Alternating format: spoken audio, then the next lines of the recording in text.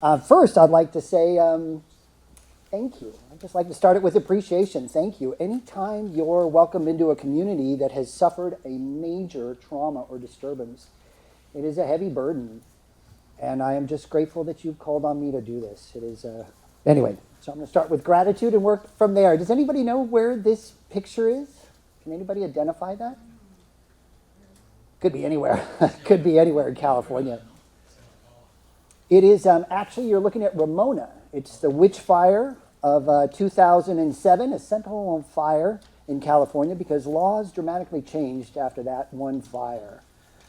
So let's just get on with this presentation. Do we have any fire officials here? Anybody with the fire department? Do we have any landscape contractors or landscape professionals? All right, one, good. All right, my brother here. And who's a homeowner, just a resident? Oh, great. So you guys are the power. You are the people of Malibu that want to protect it. That's perfect. How many wildfires does California experience every year? What is our average in state? Does anybody know? Countless. How much? Countless. Countless. No, they counted them. No. The Cal Fire is on it. It was almost 6 last week, no, 2 weeks ago. Yeah, oh gosh, yeah. At least 6 last week. 8,000? Yeah, it's 8,000. We have 8,000 wildfires a year in California. That's an official average from CAL FIRE, California Department of Forestry.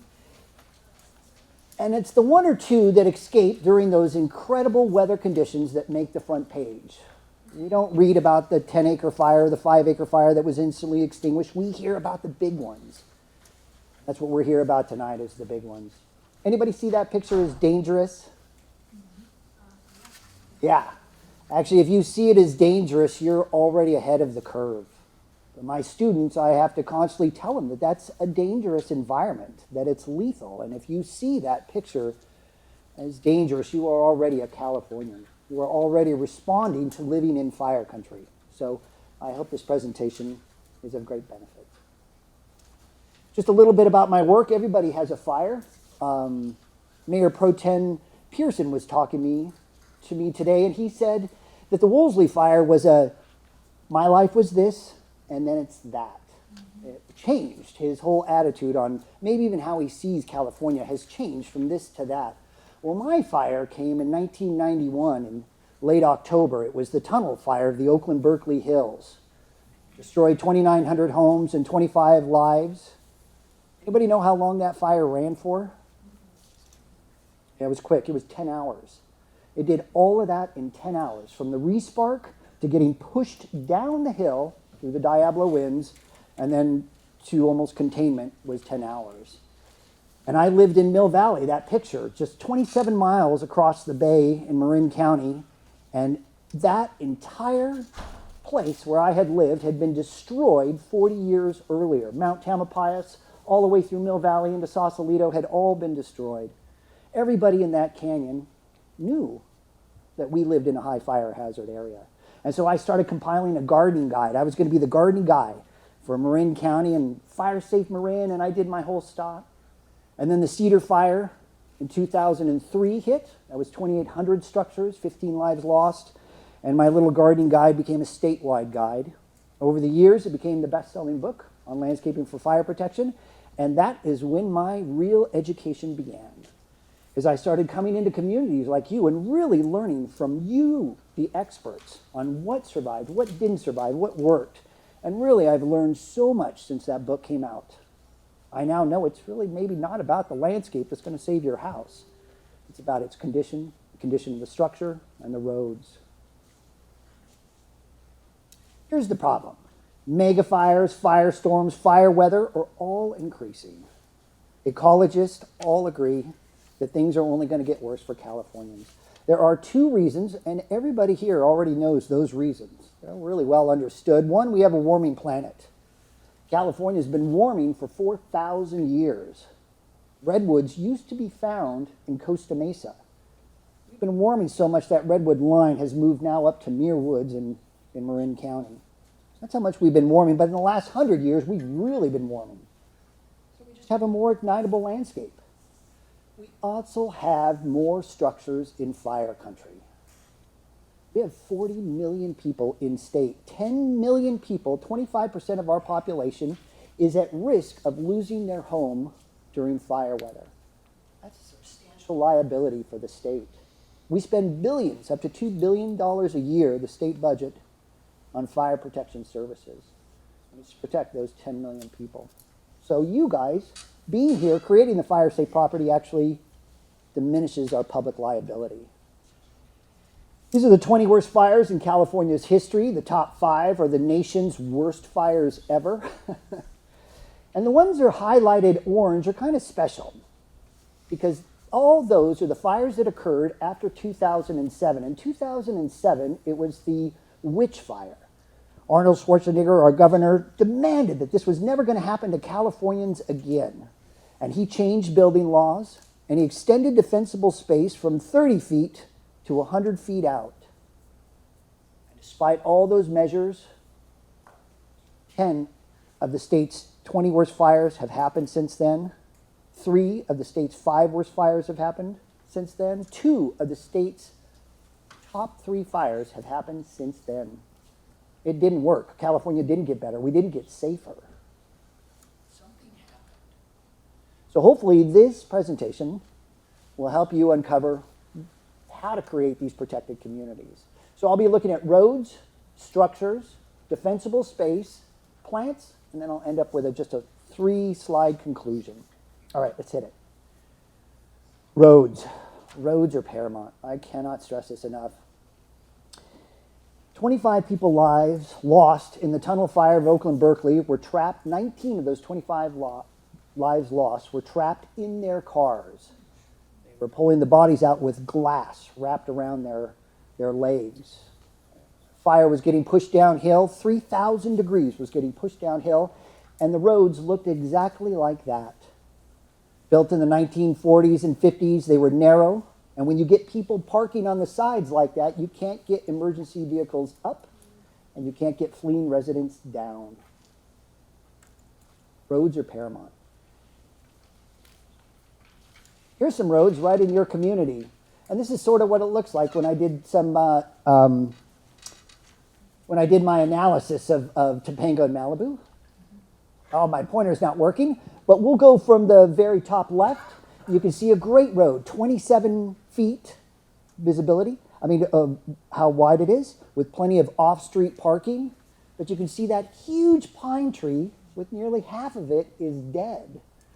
Everything is great about that road except for that one tree, and if that tree ignited, it would just shut down that road, shut down the emergency response, and definitely slow the fleeing and evacuation. Same thing on the very top right is that people had built. They lived way down on the hill. They have all their trash cans up alongside the road, but it is so poorly maintained that if a firebrand touched any of it, it would instantly ignite and shut down that road to both fleeing and fighting. So here's the characteristics of a good road. And if you don't have a good road in front of your house, it just means you just need to be a little more firescaped on your property. I can't get my little laser to work. That's all right. So number 1 is make sure your address is always visible. On the street and on the structure, no less than 8 inches in sharp contrast to everything around it. If you live off a 1-lane road, hopefully that 1-lane road is no less than 14 feet. And you have off-street parking. So you can pull over rapidly and allow those emergency vehicles to come in. You might have rollaway curbs or mountable curbs. And those are the curbs that are slightly go up that you can drive up and come down. These type of curbs are now mandatory in most fire areas of California. So if you're building in Orange County or San Diego County, you have to design in mountable curbs now for emergency personnel. You make sure that vegetation is cleared 10 feet around the road, 10 feet on either side. One of the leading causes of fires is cars. Just driving ignites the dry fuel on either side of it. Vegetation and the trees have been cleared of all dead, dying, and diseased vegetation. If you live down a one-way street and it's a dead end, make sure that you have a turnaround spot that is visible from the intersection. So Emergency personnel know that they can rush down the street, turn around, and flee if they become overwhelmed. A turnaround visually is super important. And then make sure that your street signs are as clear as absolutely impossible. Most of you survived the Wolseley fire. You know how dark and poor visibility it was. Smoke, ashes, no lights on the streets. You need clear signs and poor visibility. Forward visibility is paramount as well. We love privacy in California, and we'll plant right up to our lot line, but around these curvy roads of Topanga and Malibu, even up in Marin and Sonoma, if you don't create that forward visibility, you cut driving speeds in half. Just to go 25 miles an hour, you need 155 feet of forward visibility. That's about the slowest you'd ever want a fire engine to move to your house to save it. So clearing those corners greatly enhances travel times. And then the paradox of overhanging branches. This is endemic to Malibu, Topanga, Santa Ana Mountains, all over, Santa Barbara.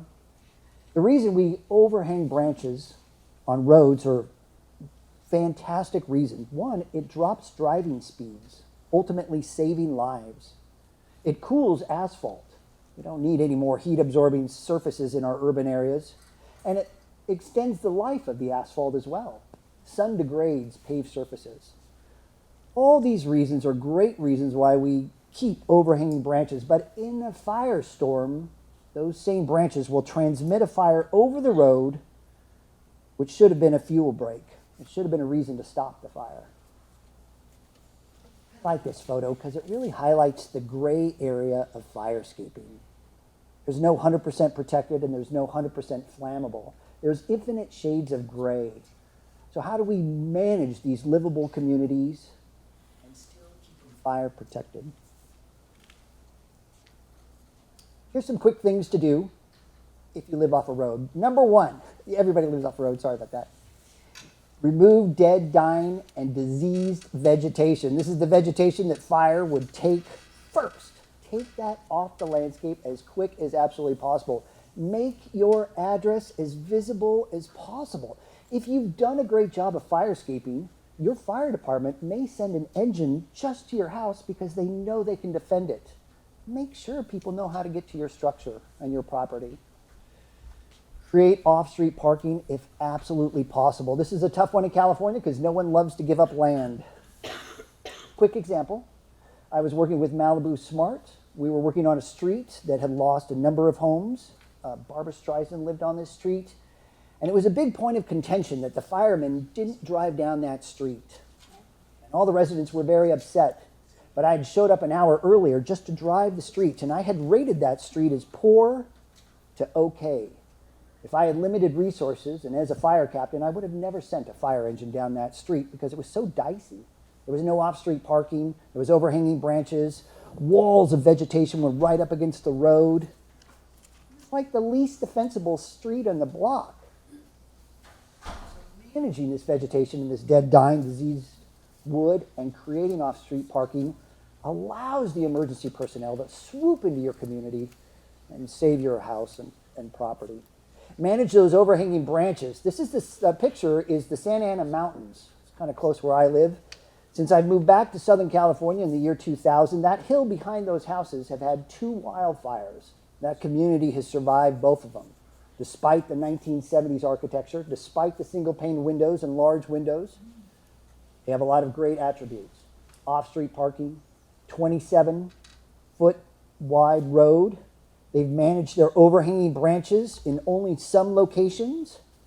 So they get that sense of being in the woodland. They can compress people and make them feel like they're outside. And then they open up the road to no overhanging branches. So they've really been selective on where they allow those overhanging branches in Trabuco Canyon. Then if possible, communicate with your neighbors. Some of the people that died in the Tumult fire couldn't get off their property. They had fenced themselves in. There was no place to go. So if you negotiate with your neighbors, create escape avenues, create gates in between properties so you can rapidly flee. All right, structures. This is really important. This is the community of Kilcrease, or the campfire. It's a community of manufactured homes. Anybody see any fire in the vegetation? Oh, there wasn't. Much of the campfire leaped from development to development and left some of the forest alone. It wasn't necessarily a forest fire up there. It was an urban, community, structure-driven fire. And that picture illustrates Town of Paradise to a T. These two pictures were provided by Mayor Pro Tem Pearson. And this was, he actually stayed on his street during the Woolsey fire to actively fight it and help save his neighbors. There was no fire around either of these structures. Both these structures were ignited by firebrands. Firebrands is a spark, an ember, that's pushed ahead of the fire by the winds. When the winds are going 40 or 60 miles an hour, these sparks can go anywhere from a mile, and I've read up to 5 miles ahead of the fire line. Firemen can't keep up with that. The fire's always moving faster than they can. And this picture just shows it. They had all the great landscaping, they had everything right, except for the structure itself wasn't fire hardened. It couldn't stand the assault. During the Cedar Fire, which ran for nearly 3 weeks, those structures had to withstand nearly 3 weeks of buzzing firebrands attacking them from every direction. Think of wasps that are on fire. And that's what your structure needs to be defendable against. So here's some characteristics for your structure. Number one, Class A roof, the only roof allowable in California right now. Number two, the roof isn't highly pitched. The more pitched the roof is, the more it's going to stop the wind and the firebrands and catch everything. You want a roof that goes in line with the slope, so the winds and the firebrand just go right over the structure and just keep on moving.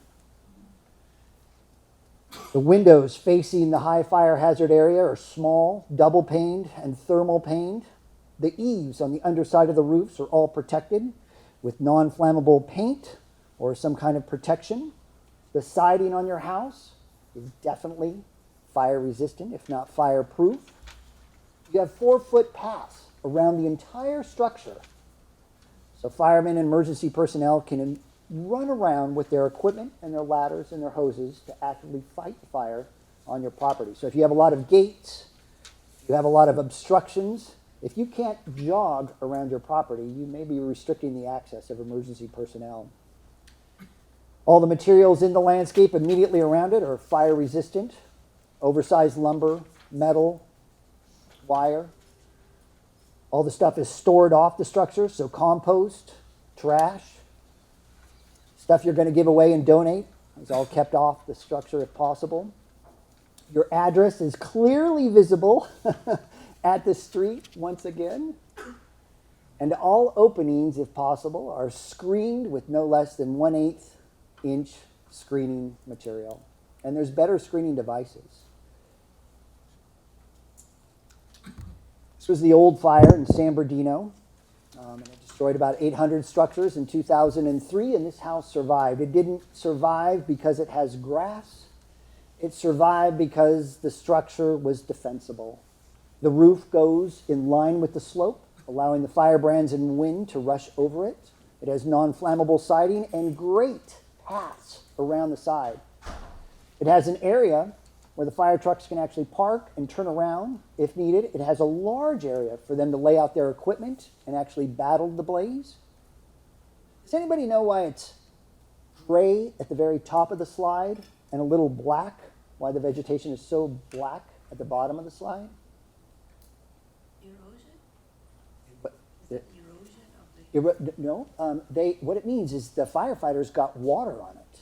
They actually put out the fire on that vegetation, and the gray is where the vegetation turned to ash. They weren't able to get their hoses that high. That house did a fantastic job of attracting firemen and then accommodating their hasty work. Firemen were allowed to run around, allowed to throw out their equipment, and allowed to back out and flee if needed. That property had all the essential elements. Here's some just good structural elements. So the siding on this house looks like wood, but it's a concrete composite. Behind that concrete composite is a fabric barrier, but it's spark-proof and flammable. It's fire protected, so even if you got a firebrand underneath those concrete composite shingles, it wouldn't ignite the plywood behind it because you have that sheet. You have double pane windows. You have a soffit underneath the entryway, and that will stop the wind and the firebrands from getting up under the eaves and into the rafters. So it's just a sheetrock that has been placed up. You have lighting in critical areas. They put a big, big light at their entryway. If you have to flee during a wildfire, you're going to turn on all the lights of your structures, pull all the drapes off the windows, don't lock any of your doors, but close everything batten tight. You want to make sure that you create a welcoming environment for the emergency personnel. So don't lock your doors and light everything up if possible. This is a good example. Also notice that they have nothing flammable immediately around the structure. Here's some just good examples of rock-like houses. You kind of want to create a rock. So definitely non-flammable siding, double pane windows. You have elements that are, all the banisters, all the accessories are non-flammable. To the very bottom right, you have a soffit underneath the eaves.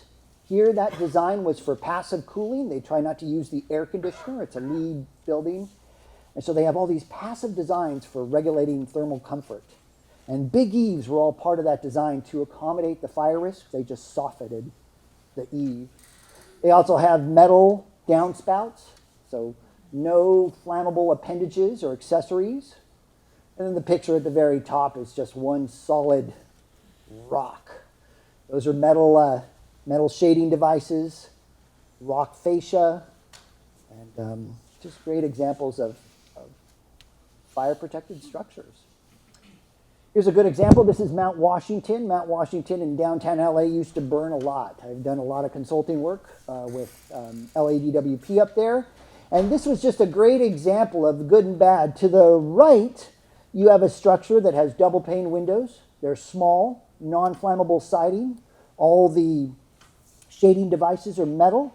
The only fabric thing is the umbrella at the very top. And then the undersides of all those overhangs have been protected with stucco. To the left, you have just the opposite. We have fascia at the very top that's actually prying apart and creating gaps for those firebrands to stick into. The paint is peeling back for the firebrands to stick into. The siding at the very top is starting to come apart, creating gaps and seams. We have large windows that are single paned that will rapidly transmit the heat through the structure. And then the overhang, the catwalk there, is obviously aged, in poor maintenance, and unprotected. The structure on the left would probably ignite in a firebrand attack. The structure is going to burn anywhere between 2,000 and 3,000 degrees, and that's enough for the radiant heat to ignite the structure next to it. So it would just be a domino. So this is part of the gray area of living in fire country. When you have neighbors like that and you've done everything you can, get a fast bike. What else are you going to do there? Up in Mill Valley, I got to do a lot of ride-alongs with the fire department, and it was just fantastic education. And what I learned was the importance of driveways. So during an emergency, what the emergency personnel are going to do is they're going to send one engine down one street to take care of the 6 or 7 houses. And that fire engine, or 12 houses, whatever it is, that fire engine is going to drive up and down that street and look for the house that, 1, they're going to be safe at, 2, they can defend, and 3, they might actually make a difference in the fire. Your driveway is their first impression on whether or not your house is capable of satisfying those 3 things. Characteristics of a good driveway, an inviting driveway, a driveway that pulls the emergency personnel are good clearance on either side of it. Hopefully it's no less than 12 feet, but no less than 10 feet if possible. Those engines are big. If it's a curvy, windy road, you want to put markers on all the curbs because they're not going to have any visibility. So you just put reflector markers on all the curb to help guide them up to your house if it's a long route. All your vegetation has been properly maintained and it's visual. They can actually see it. And then if possible, it would be really handy to be able to see the house from the street so they know what they're rushing into. They have an idea of what kind of structure lies ahead of them. I do a lot of work in the Sierra foothills. This is in Grass Valley, and this was a driveway that has all the good characteristics. It has 2 pull-out places for fire engines to actually pull in, turn around, and flee from the street. You can see that you have great access around the structure. There's plenty of room to lay out your equipment, and there's been proper spacing of the trees and the shrubs. That's the kind of driveway that invites firemen. In fact, this homeowner even put, if you can see them, the red and the blue reflector marks to say, hey, look at me. I'm worth saving. Stop here. We've done our work. You can stop here and you'll be safe. Be only second to a lemonade stand. Anything to bring those emergency personnel to your property. Yeah, little free cookies or something, right? So if you have a structure and you can't replace it, here's some just quick things to do if you don't have a lot of money. One is definitely clean the roof and the gutters, without a doubt. First thing. Number 2 is manage the seams and fill gaps. As you can see on this siding right here, is that the wood has become so dry it's creating gaps in between that lap wood siding. And that's enough for a firebrand to get up underneath and ignite that structure. So manage your seams. Where the windows get placed in the structure, all those seams create an opportunity for a firebrand. Where the roofing material meets the fascia is another seam. All these seams need management on your structure. Paint, if not sand, all peeling paint, because the peeling paint will actually, sometimes I just stumble. The firebrands, it gives the firebrand something to stick to when peeling paint on a structure. So knock it off. On that picture, if I was in a great rush, I would just take a power washer and just blast that side and just knock all that garbage off and lickety split. Ensure that all your openings are screened. Just 3 weeks ago, I was in Malibu doing an assessment for one of your residents. He was definitely fire-wise and a whiz at fire protection. He knew his stuff. And at the very end, I said, well, just let me go on the roof. Your property's great. Your structure's phenomenal. Just let me go on the roof and check things out. So I get up on the roof and I start poking at his screens, and they just dissolve. All the salt air had just corroded them. And he could have been actively fighting the fire. He has a pump for his pool. He could have actively been fighting it, and a firebrand could have gone up into his attic and started the fire from inside. Openings are paramount. In fact, I haven't confirmed this, but I've been told that up to 60% of the structures that were lost in the Wolseley fire never experienced direct flame contact. They were lost to a firebrand. 40% of those 60% ignited from the inside out. So a firebrand actually got into the structure, ignited something inside of it, and it burnt from the inside out. So if you lost 400 structures in the Wolseley fire, that would be about 100 structures were burnt down, or maybe less, 80, that were burnt down from the inside out. Those are preventable. We can prevent that. Okay, defensible space. So we've covered roads, we've covered structures, and defensible space.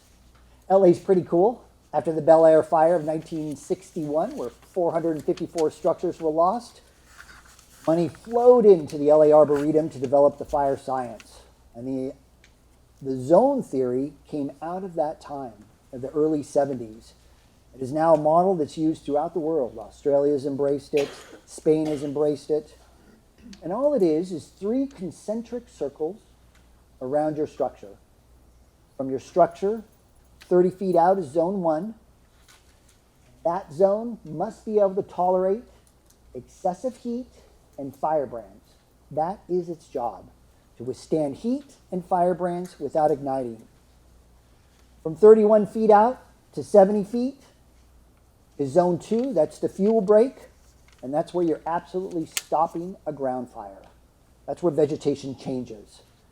You may have a ground fire rushing up from your neighbor or from the wilds, and it just stops in zone 2. From 70 feet out to 100 feet or your property line is zone 3. That's the transition zone where we're transitioning into the wild areas. And the job there is to dramatically slow the fire. You're just simply managing wild vegetation and reducing the fuel load. You're bringing the intensity of the fire down in that zone. So we have slow the fire, stop the fire, and withstand the assault of the fire. So, thank you, LA. That was a good job. This was CAL FIRE's model for the zone theory back in 2014 before we had the drought. And they promoted this, this picture as the model for fire protection in California. You can see the green zone, definitely a big garden zone, loads of water. We have the scorched earth, zone 2, where they just nuked everything. And then we can see that it's so black that the firemen were able to get water on this fire. And so they did a great job of reducing the fuel load in zone 3. The only problem is, nobody lives like this. Not here, not in Malibu. Who lives on the very top and can afford that much water? And, frankly, to be that insensitive to your environment. I mean, that is just a mow, blow, go type of job there. It's really hard to find that much land in Malibu and Topanga. It wasn't a model that I could actually take across California and promote. So firescaping and this presentation just focuses a little more on the first 30 feet. Statistically, that is paramount. This is the Audubon Center in Debs Park in downtown LA. It used to be overrun by wildfire all the time. And this is how they handled it. They put a water feature right next to the buildings to help cool it and attract wildlife. And then created a big open space around the buildings to actively fight the fire. So they have non-flammable materials, the DG, big open space, islands of planting, and then actually a source of water that you could actually just drop a bucket in and scoop it. Put out a firebrand if you needed it. This is more of the new California model. Statistically, that first 5 feet of defensible space plays a disproportionate role in fire safety. Time and time again, somebody just left some tools out in that first 5 feet. It was enough to ignite it and then ignite the structure. As a rule, during fire weather, none of this stuff is within the first 5 feet of your house. Avoid any kind of storage. That's compost bins, toy boxes, shoe cupboards, anything like that. Absolutely no flammable plants. So Italian cypress within the first 5 feet are out. I'm sorry, you Mediterranean lovers. Those have just got to go. Junipers, no chemis or buckwheat. Absolutely no woody mulch. First 5 feet, if you do have to mulch, like I do in my gardens, you would use inorganics like river rock, DG, or pea gravel. And if you did use organics, you could use humus, the most finely decomposed. It's just like coffee. It looks like coffee grounds. It's super rich. Plants love it. Very acidic. It's not very flammable because of its high moisture content. So none of that really barky, woody mulch 5 feet. What was it called again? The humus? Oh yeah, the most decomposed is just humus. Yeah, humus. Yeah. Good question. Avoid the use of fabrics if you can. So if you have awnings, any kind of umbrellas, patio furniture, cushions, remove those from the first 5 feet. Those can easily catch and ignite.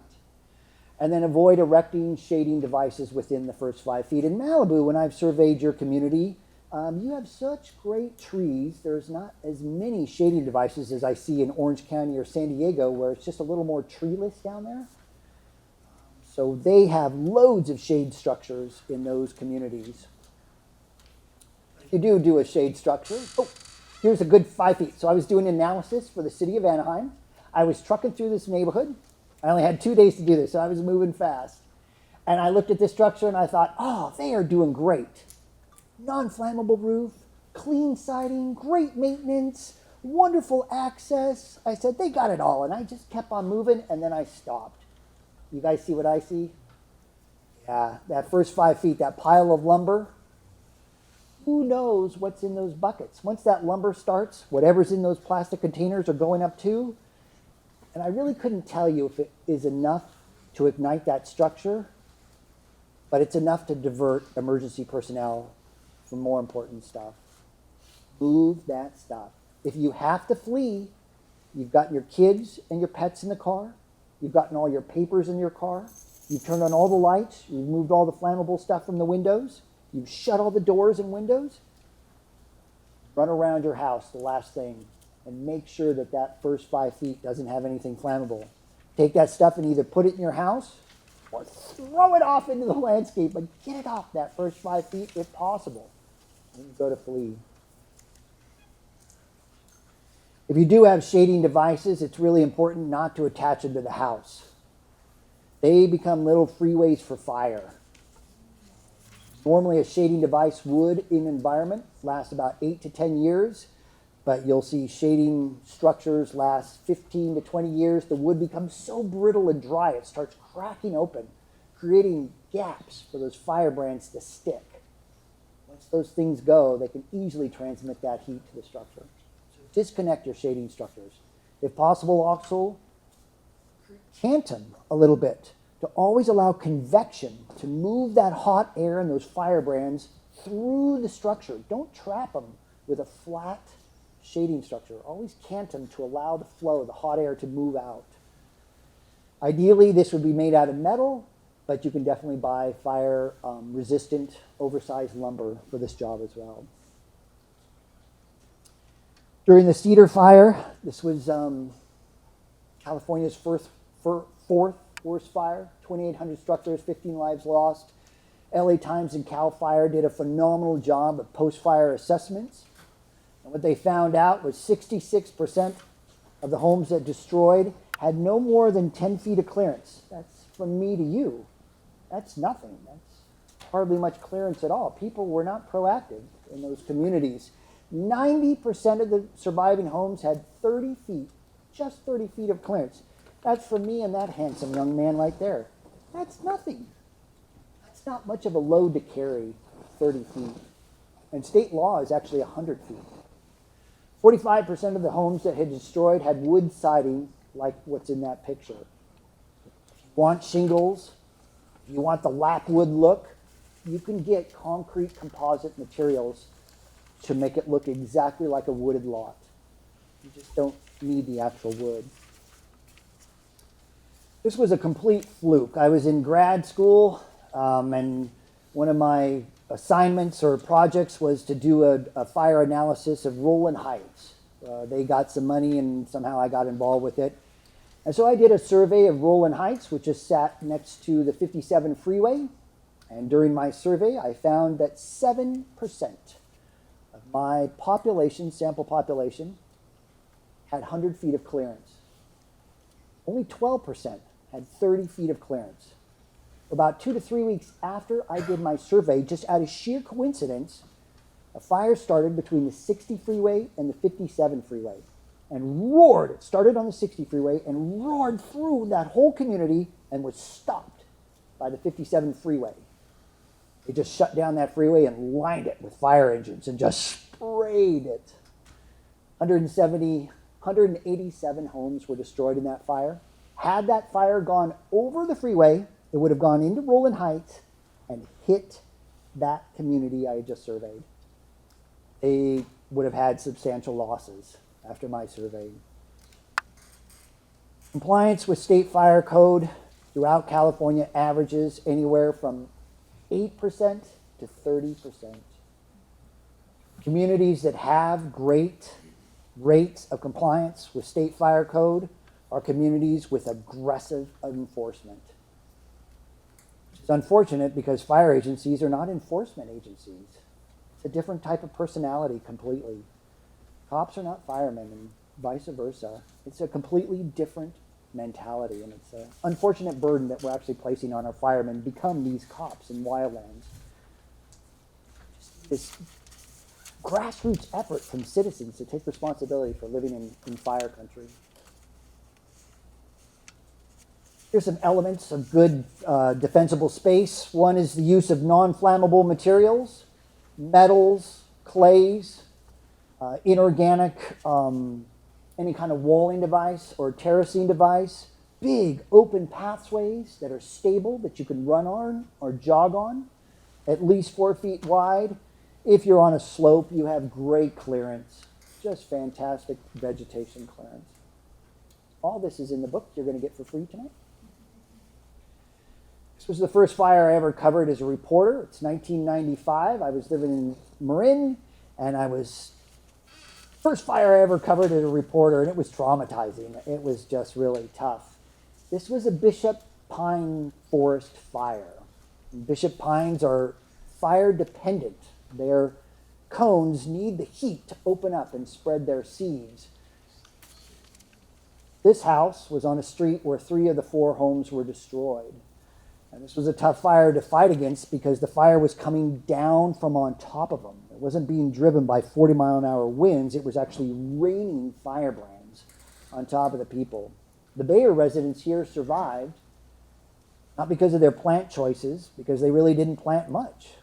They wanted to live in the Bishop Pine Forest. They didn't want to disturb the habitat. But what she did and what she was so great at was removing dead, dying, and diseased vegetation. She created a landscape that looked like a camp. You know, in camps, if a camp is really well used and you get those 14-year-old boys there, they're going to pick up every piece of dead wood they can possibly find and put it in the fire. They're such pyromaniacs. They are. 14-year-old boys are nutty. And she created a house that looked like a 14-year-old pyromaniac had lived there because there was no dead wood anywhere. And the firemen felt that they had a place to stand and fight the fire despite it raining on them because of the camp-like landscape that she maintained. She wasn't out there watering. She wasn't putting in lawns. She wasn't putting in impatiens and ivy geraniums. She let the natural vegetation go, but just did the healthy stuff. She always removed the dead, dying, and diseased vegetation. Her house survived. She also had great tree spacing. This is a model that was created after the tunnel fire of 1991, and it's now used throughout the state on how to properly space trees in fire country. No mystery here, and this is passed out from every agency promotes this slide.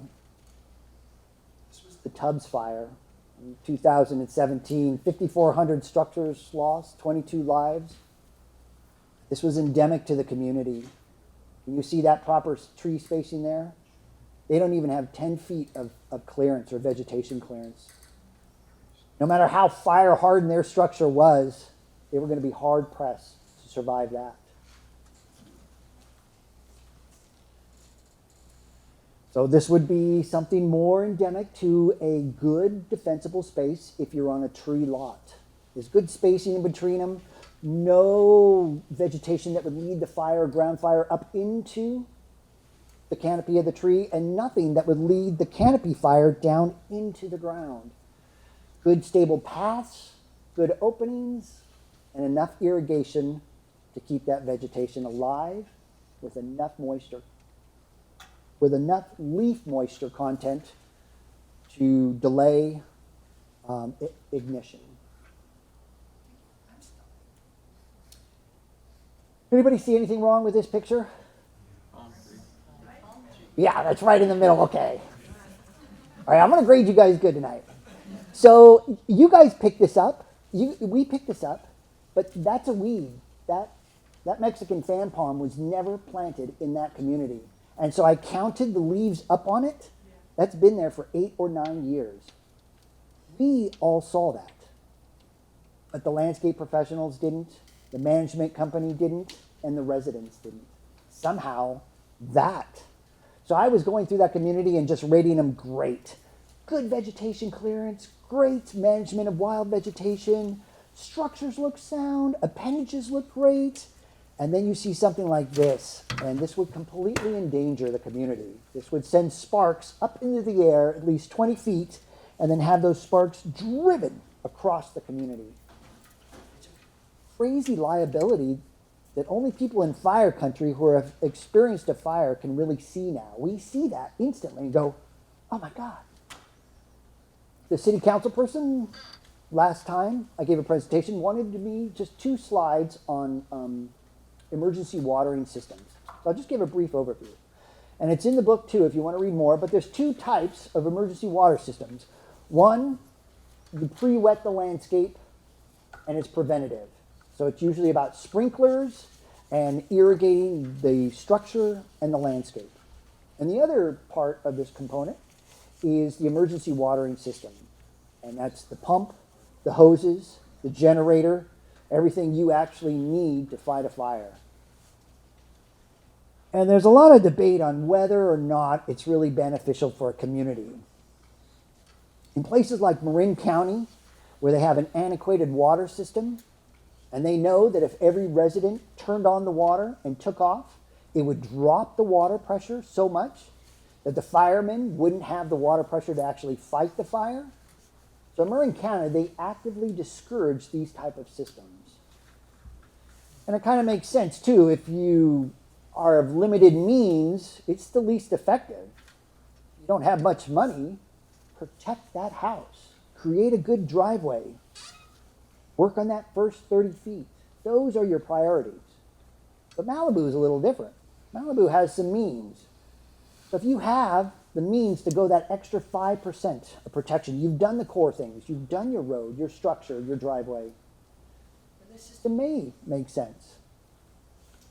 So the cons with these are it can be an ineffective waste of money if you haven't properly fire hardened your home. And it could drop community water pressure to create a liability for the emergency personnel.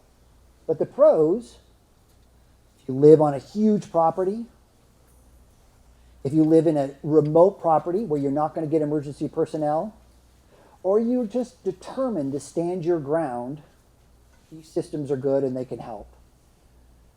So I worked with one Malibu resident. She had a fire, Woolsey fire, come right up to her property, and it had stopped on her property. And she just wanted me to come out and do a quick assessment. This gal was a whiz. She knew her stuff. In fact, I think I learned more from her than she from me.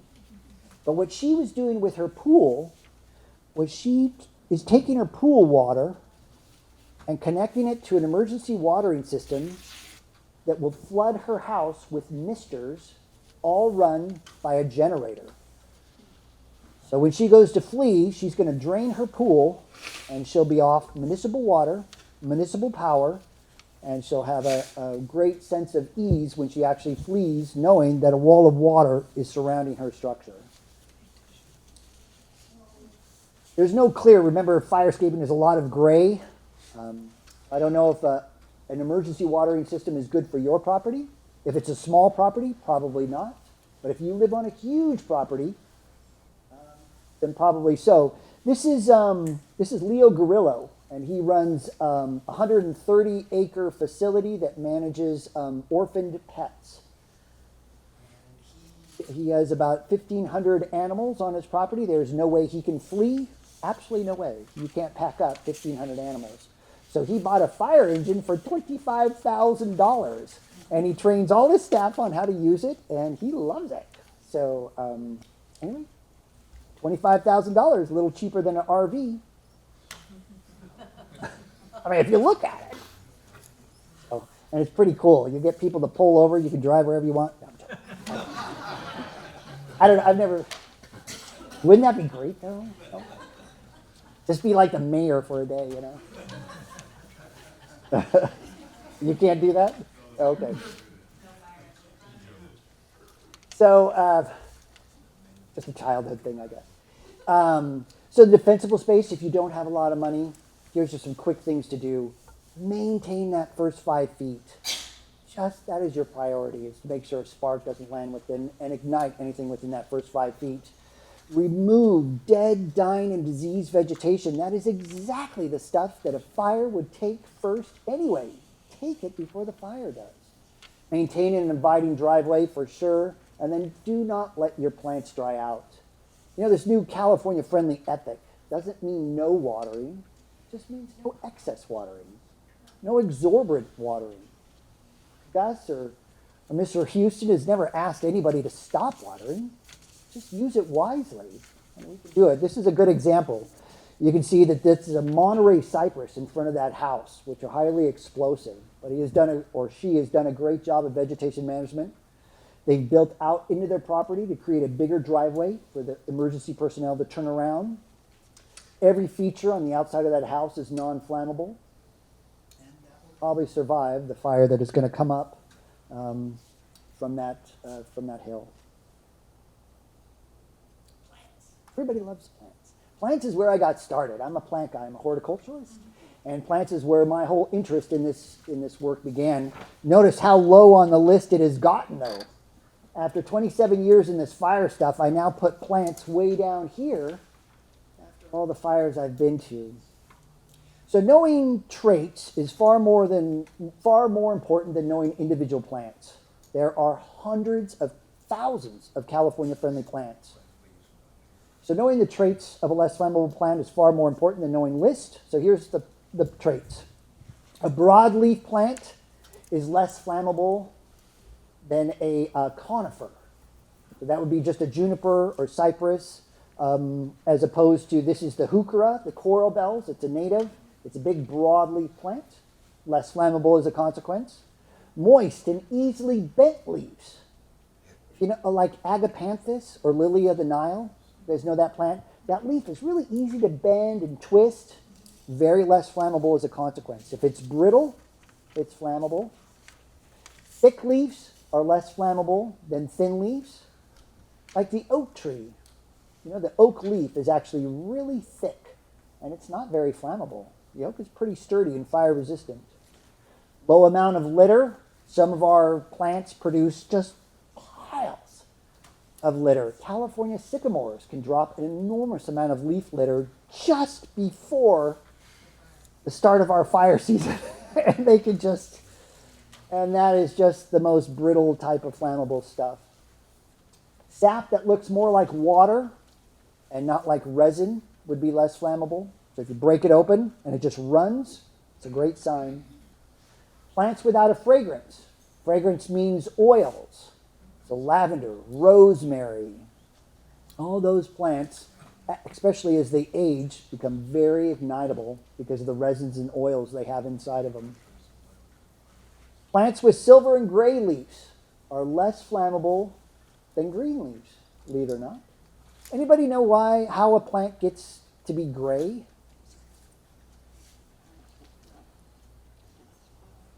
Oh, it's not chlorophyll. It's kind of cool. So a plant evolves gray leaves because they're getting more solar energy than they can metabolize.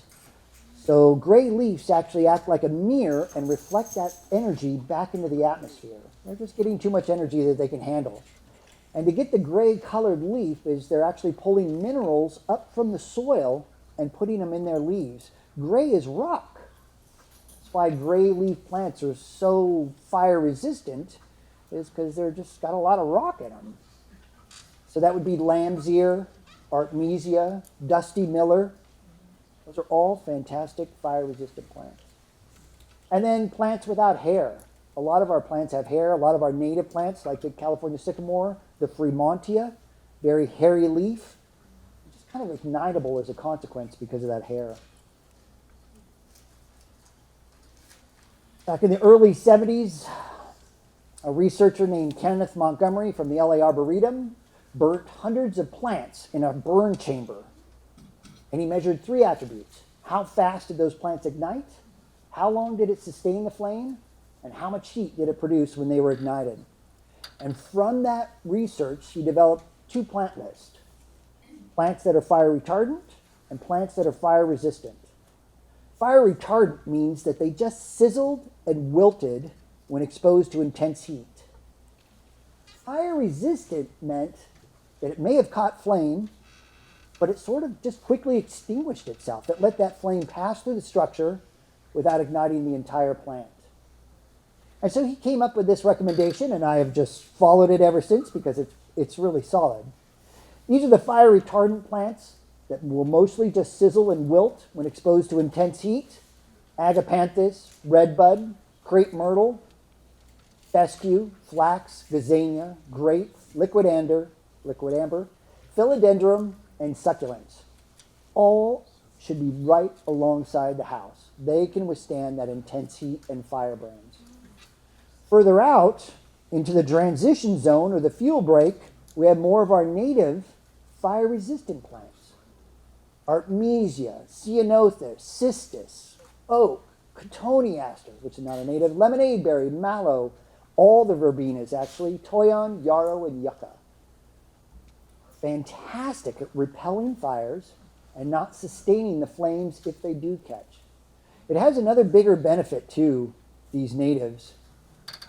You guys know this too, is as soon as a fire passes, it becomes landslide season. We go right from fire season to landslide season, and it's horrific. And these plants do a fantastic job of resprouting after fire passes. Within weeks, you'll see new growth, crown sprout from its crown. These are just the plants we need in our hills to swiftly recover from a fire. So those are two good plant lists. In the book, I really go through extensively on plants. But to be honest with you, I tried to take plants out of my book.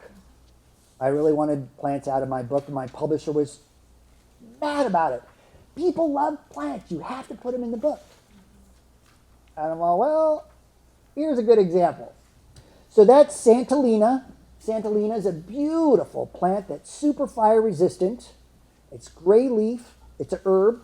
Has medicinal benefits. And that's heavenly bamboo behind it, Nandina, another highly fire resistant plant. Both those plants would catch a firebrand and immediately ignite. They are too old. They have just been left. Now that house is especially vulnerable. It has lath wood siding, single pane window with a flimsy small curtain on the other side of that single pane window. That heat would instantly be transferred into the structure from that Santolina, and that fire would instantly start.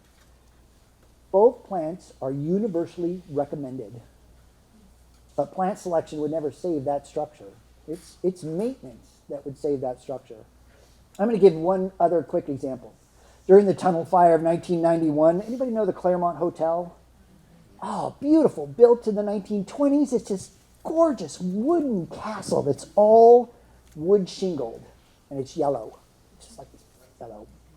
It's a beautiful structure.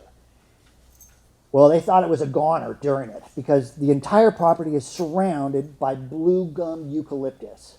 And the helicopters were flying overhead and saying, oh, those blue gums are powder kegs waiting to go off. So they parked a million engines on the property and waited for those trees to ignite. They never ignited.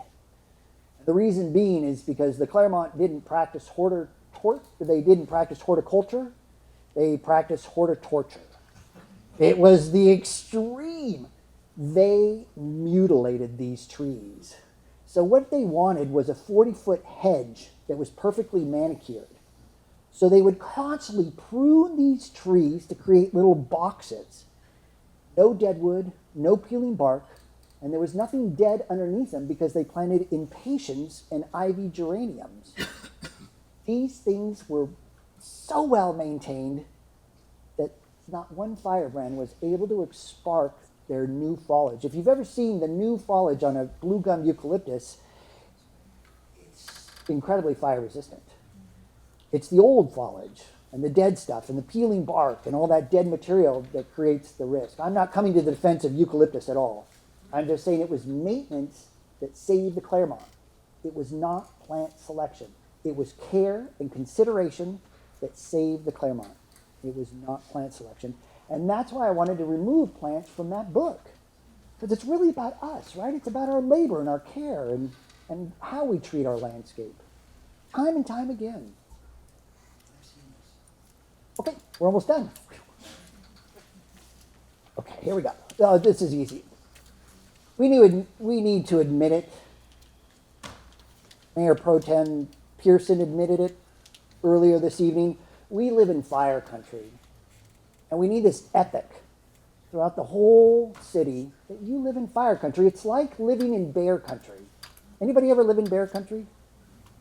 Oh, you know, there's certain rituals. You don't leave food in your car. That's a whopper. You have the right kind of trash cans. You don't let your pets out after dark, and you certainly never leave your garage door open in bear country.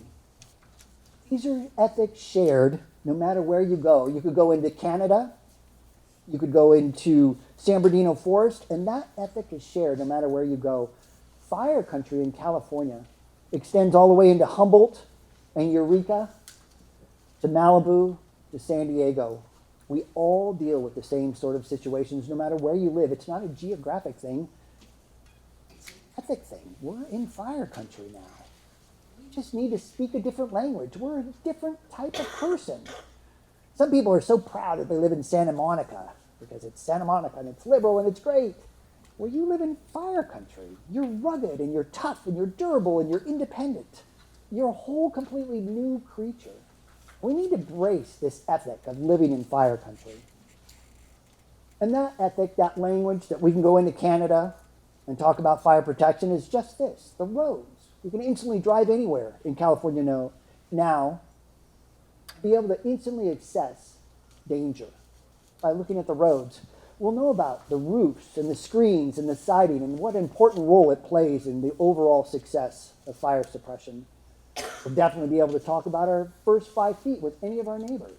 When we walk over to get a beer after work, we can say, Harry, when are you going to move that lumber off the side of your house? These are the conversations we have in fire country. These are our rituals now. And defensible space, cannot stress this enough, no dead, dying, or diseased vegetation. I mean, I'm oversimplifying there, but that's a lot of it right there. And then plants. After 26 years of working in this racket, I have found it's been more about the condition of the plant than the actual plant itself. Some people definitely disagree with me.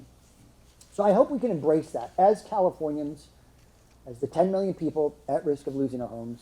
I hope we can embrace this ethic of living in this dynamic, neat country.